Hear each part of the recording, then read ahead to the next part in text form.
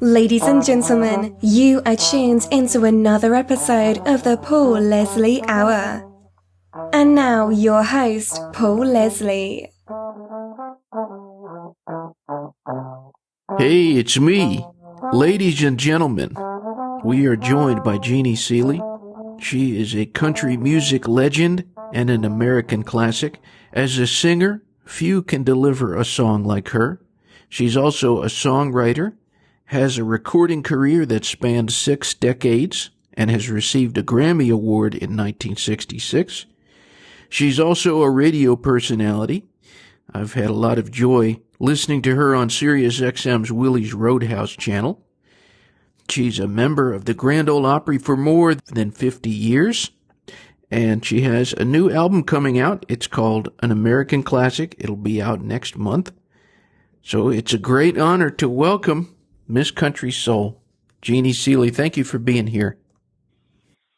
Well, thank you, Paul. Thank you for that nice introduction, and we appreciate you giving us an opportunity to say hello to all the listeners out there. We appreciate them so much. Well, I've been listening to a lot of the music. I got an advance of this album, An American Classic, and there's a single, and I'm hoping you can tell us about it, Not a Dry Eye in the House, and it's a duet with Willie Nelson. Well, first of all, that song was written by Dallas Wayne, and he recorded it several years ago. And I've loved the song ever since I first heard it. And I'll tell you, I like Dallas's record so well that I had to listen to it just enough to learn the song and then not listen anymore so that I could interpret it my way. And when we were talking, when Willie said he would like to do a duet with us, I was looking through everything that I had, and I just felt like this song lent itself to Willie and me. And when Dallas Wayne heard it, he said, I love the reading y'all did because it just sounds like an intimate conversation between two old friends. And I guess that's what we are by now. First met Willie in 1963 in California, so we've been friends for a long time. What's it like singing with someone like Willie Nelson? Well, we didn't do it at the same time in this instance, although years ago we did one in the studio together, and way back, I guess in the 80s maybe, on one of my projects. He and I did the old classic of Old Friends. But Willie, his phrasing is so unique, and of course, in the early years, he's one of the people that I learned from because I always had the opportunity to be around Willie and Hank and Harlan Howard, and Roger Miller, and all of them early on. But I remember Willie said one time, pay really close attention to your diction and phrasing, because he said, he was laughing, he said, there's no sense to stay up all night and write a great song if people don't understand what you said. So that always stuck with me. So, but of course his phrasing is so unique. But I found out too when I suggested that song that Willie liked the song too. He was aware of the song, so that was helped to make the decision. I wanted to make it as easy for Willie as I could. The way we did it, we sent the track to Buddy Cannon, who's his producer here in Nashville. Then Buddy sent it on to Willie's engineer, and he said he'll just have it. Willie's liable to put his voice on at the ranch or in the studio in Austin or maybe in Hawaii or somewhere on his bus. Who knows? But he'll always have it with him, and whenever he has time, he'll put it on there. So that's the way that was done. We're joined today by Jeannie Seely. This new album, I was listening to the variety of stuff you have on this record, and it's really varied. It's impressive. You know, you've got that Paul McCartney song on there. You've got some... How fun is that? Yeah, I love that song. It's great. That was, well, Don Cusick, my producer on this, said I want a lot of talking points on this album. And he said, I want us to do things that maybe nobody would expect you to do. And as well as, having some guest artists that mean a lot, people that mean a lot to me. And when he mentioned Dance Tonight, I'm like, well, I don't even hear that at all in my realm. Why? And he said, because I didn't know, Paul, that there are dance music charts. I seem to have been out of this connection for that long. But anyway, he said we might stand a chance there. If not, it's sure a good talking point. And I said, well, it's super fun. So I think we're going to have a lot of fun with this. If we ever get to do some live shows again, I think we will. And of course, we asked Ray Stevens to come in and sing on, and he said, where do you want me to sing? And I said, well, you're the musical genius. I said, sing wherever you think it would be good. And I said, but all I ask is you do that one line where the yodel is, because my yodel's broke. So he said, we'll get that one. So we had a lot of fun in the studio doing that. He's such a great guy. And another thing on there was the To Make a Dream Come True, the story song. Ray brought that, and his right-hand man, Buddy Calb, wrote it. He came in and he said, told Don Cusick, he said, you have to do this song with Jeannie Seely. And Don said, oh, well, we're all through recording. Ray said, you don't understand. You have to do this song with Jeannie. Don said, you don't understand. We've spent all the money Curb will let us spend.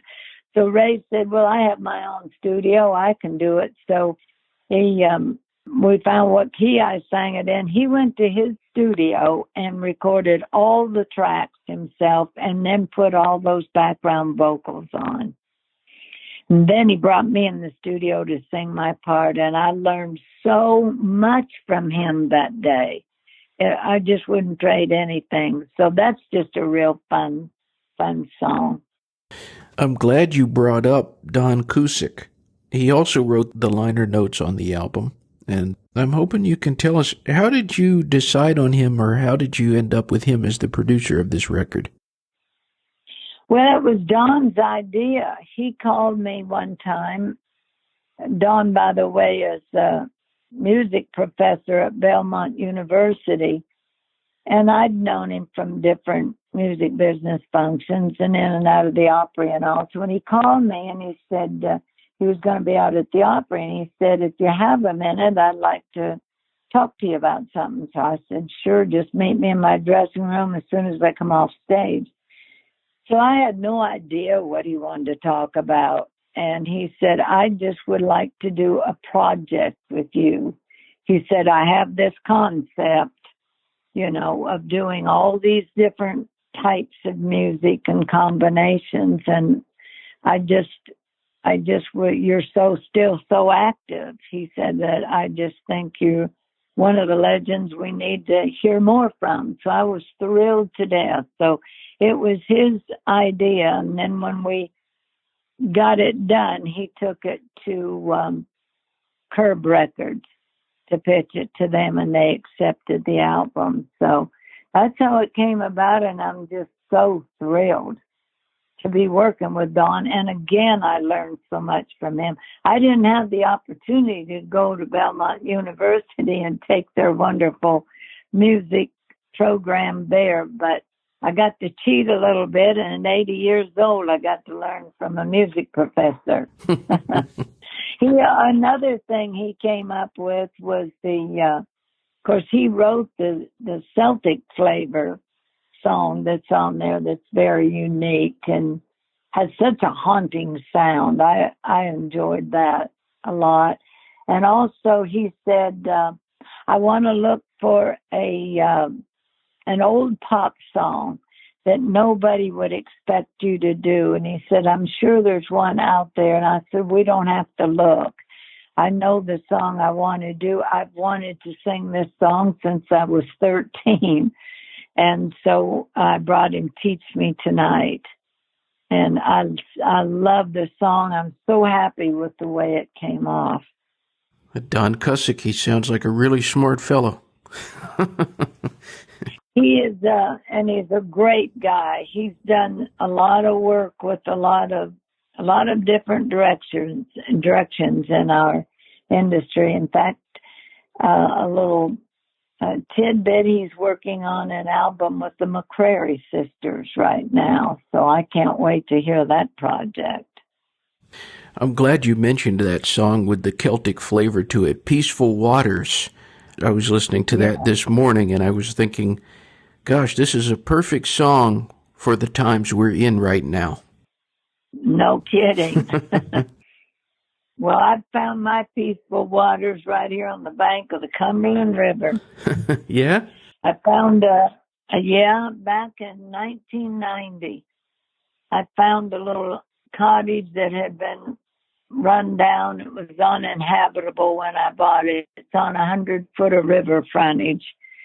And I just fell in love with where it is. And so I bought it, and it was one of the greatest little projects that I've ever undertaken. I bought it, and I started shopping salvage yards and everything for unique windows and doors and stuff. And so, hired a handyman and learned to do a bunch of stuff myself and put it together. And then I knew I rented it for a couple of years, but then I knew I wanted to live here. So I downsized from the big farmhouse I'd been in years out in Hendersonville and moved down here. And so happy I did. General Jackson goes by, and it did back when it was running. Of course, everything's shut down right now. I'm still doing my Sirius XM shows. I heard you mention that earlier. And where I used to go downtown to the Sirius XM studios, which are in that sphere at the corner of the Bridgestone Arena. But since everything is shut down, we're doing them from here on the cottage on the river. Well, what have these days been like for you since this year we never saw coming? What's it been like? Well, I have to say that at my age now, it doesn't bother me like it would. Of course, Carly Pierce, young new artist, is a real close friend of mine, and I've watched her work so hard for so many years. I first was aware of Carly when she was working in the shows at Dollywood, and then later on at Country Tonight down in Pigeon Forge. And then she moved here. I used to clear her and her friends go back into the Opry where she could learn and meet people. And then to have that big hit record that you dream of having and get booked on all of these big Coliseum shows opening for, Luke Bryan and all these big artists today, to be her age at 29 and for it to all be taken away from her. It just breaks my heart, but she's really focused. She's works out with her trainer. I see her out all the time, and she's writing some new music. I'm glad that she's able to do that while she's down. So she'll come back. But I think back at how I felt after working so many years, and when Don't Touch Me hit, how if that would have all been taken away from me, I would have been devastated. But I have to say now I'm enjoying a little more time at home. I have more time than I've ever had at home, I guess. And we had started remodeling the deck on the back of the cottage. And so I put all my focus into that, getting that finished and redecorated. Doing some stuff in my house, repainted some of the rooms. And I said, when this stuff clears out, not if, I'm praying there's an end to it. And we get back out busy again. At least I'll know all the projects that I wanted to get done are done. So enjoying that part. And we've been riding our bikes. Gene and I have those 3-wheel bicycles. And so we've been riding those, and we got a golf cart to run around the neighborhood in, and it's got flames. It's a Harley Davidson. It's got flames down the side, and I call it Gene's Garth cart because it looks like Garth Brooks' shirts used to. That's pretty good. Yeah, we live on just a small street, closed on both ends, and one street that goes out to the rest of the world from the middle. So we know all of our neighbors, and so that has helped us not feel so isolated because the girls in the neighborhood, we all walk or, like I said, or ride bikes, and so we're together even though we're socially distancing. Well, a moment ago, you were mentioning your song "Don't Touch Me," written by Hank Cochran. Last night, I taped an interview with Bobby Braddock, and he has this new book out. I don't know if you've seen it, Country Music's Greatest Lines. I've seen that it's out. I have got to get that book because I love him. He's great. Oh, yeah. But what was the line? What would you say in the interview about it? Well, don't open the door to heaven if I can't come in. And there you are, and you're illustrated. You're brought to life on the page. It's such a cool thing. I just didn't know if you had seen it, but and I was looking. No. It's really cool. I can't wait for you to see it. It's going to be a kick, I'm sure. Great. It made me think about all of the great songwriters that you've covered through the years, and of course the great songs you've written yourself. Who would you say the greatest all-time country music songwriter was? That's very difficult because I have, like you say, been fortunate to be a part of so many of them. But I have to say that Bill Anderson probably is the most prolific. When you look at Bill's career, I mean, it's like he's seldom been out of the charts since he went in with City Lights. And his music, he's so active today, still writing with all the young artists and all. But when you look at Bill's catalog, I'd have to say maybe overall his is the most prolific of all. And that's saying something. You got Willie, and Harlan's catalog, I think, was even bigger than Hank's. But boy, that's a class to be in, I'll tell you. And eventually, hard to say, really. You were mentioning at the beginning of the interview about how we are all waiting for the day when we can go and see some live music again. And you've been with the Grand Ole Opry for a long time now. And for us who are in the audience or who are listening on the radio, it's a religious experience. What does it mean to you, the Grand Ole Opry? Oh, the Grand Ole Opry has been a way of life for me as far back as I can remember. My mother always said that I found WSM when I was 4 years old. Of course, my family listened to the Grand Ole Opry, and I saw where that dial was. And she said I was always unhappy when I thought every time I turned that, the Grand Ole Opry should be there, instead of just, I said, I still feel that way. And in today's world, we kind of can do that.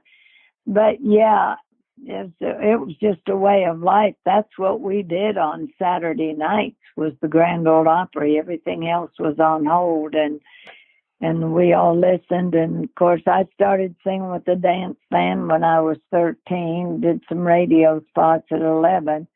So it's just always been a way of life, and it was a dream, But when I got, and I worked, singing country music and, of course, listening to the Opry, and that's where I learned a lot of the songs, was listening, because we didn't have wonderful radio shows like yours that we could hear. You had one early morning local farm report and country music on Saturday mornings, and that was about it. But anyway, when I got out of school, I worked a couple of years and then decided to move to Southern California, getting out of Northeast winters. And so that was the longest I was ever away from the Grand Ole Opry. I was out there about 4 years. And that's where I first started recording and getting some songs recorded. So when I saw that there was a possibility of making a living doing this, I wanted to come back to Nashville, the center of it all, and also that would put me in view of the Grand Ole Opry where I wanted to be. Ironically enough, I was on the Opry before I ever saw it. Although I'd listened my whole life, I never had the opportunity to go to the Opry. So to say I was in total shock, awe, I was thrilled, it was, and terrified. Every emotion you can think of, I think, was going through when I got to make my first guest appearance. Then the first night that I was there as a member, my heart was just bursting wide open. So I knew what a thrill recently when they allowed me to invite Rhonda Vincent to become the next member of the Grand Ole Opry. I've kind of lobbied as much as I could. We don't have any choice, by the way. People think we do, but we don't have any say as artists who is a member. But I would certainly drop hints for Rhonda whenever the opportunity came up. So they allowed me to be the one to invite her.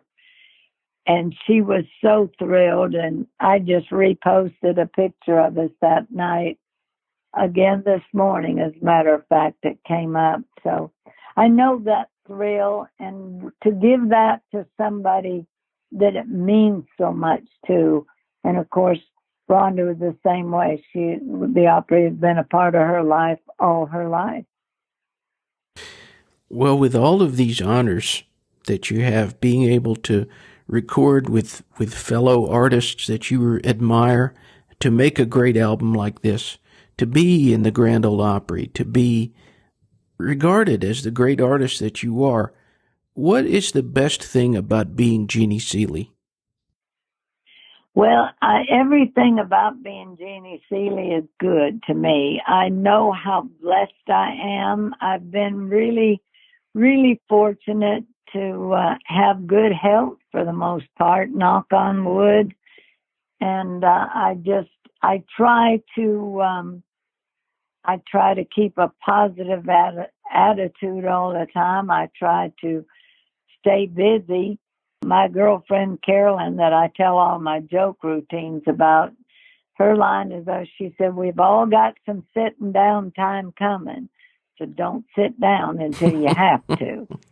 You sit down, you may not get back up. So I'm so thrilled with the opportunities I still get. Another honor recently that, of course, I dreamed of maybe becoming a part of the Grand Ole Opry. But one honor I was bestowed recently, it never, ever crossed my mind, that I'm so proud of, and that's the honorary doctorate of the arts degree bestowed to me by Lincoln Memorial University. That's the same university that gave Dr. Ralph Stanley his doctorate of music. So that mine covers the whole arts because of the other stuff I've done. So that was just, I never dreamed of anything like that. So you don't have to call me Dr. Seely all the time, Paul. But that was just wonderful. And I think I know, as I started to say, I know how blessed I've been.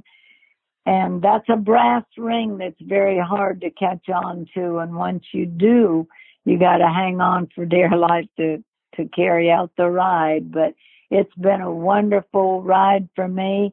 If it ends tomorrow, and I pray that it doesn't, but if it does, I have no regrets. I've seen so many of my dreams come true. I've had people say that maybe I didn't dream big enough, but to me, success is being able to do what you want to do for a living and to be happy. And my mantra always is when I'm choosing a paint or making a decision on remodeling my house is, bottom line is the only one I really have to please, because the only one I really have to live with is me. So that's just the way I just feel like I've been very fortunate to do what I want to do for a living and be able to live the lifestyle that I do. And I thank everybody out there listening that's ever come to see us at the shows or bought our records. We appreciate you so much. We truly couldn't do what we do without you. Well, I want all the listeners out there to visit JeannieSeely.com and keep your eyes and ears open. The album that's going to be coming out soon, it's called An American Classic. Jeannie Seely, An American Classic. So, Dr. Seely, thank you so much. It's been an honor. It means so much. Well, thank you, Paul. If they do digital, you can go to what the Curb promotion item right now is. If you go to Spotify or iTunes, if you pre-order the album, then you get this bonus track with Willie Nelson and me for free right now.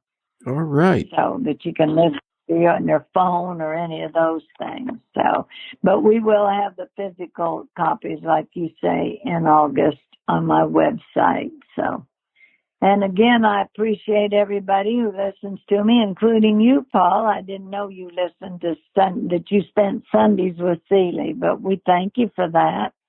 Oh, you're a great radio personality. It's wonderful to hear you on there. Well, great. I think that when I came up with the idea to just call somebody, that's been a good addition to the show. Everybody has been complimenting me on that. So it's interesting to talk to everybody. Well, you mean a lot to so many of us. So thank you very much for spending time with us.